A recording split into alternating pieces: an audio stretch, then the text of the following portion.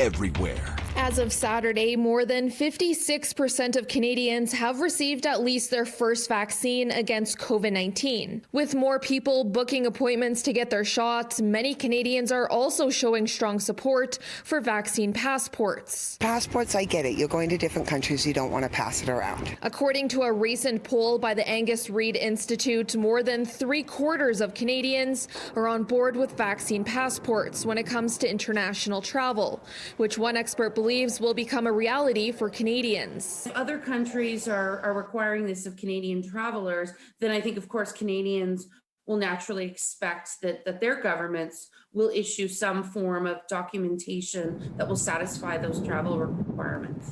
The Canada-US border will remain closed until at least June 21st for non-essential travel.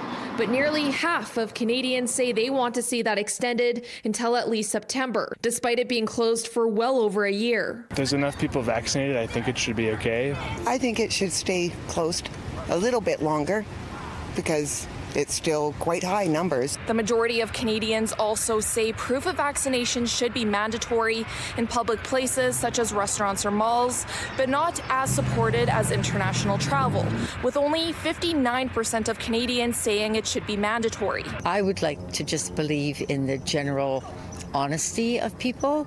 You get asked and you answer and you know what the guidelines are. In restaurants and malls, I don't agree with.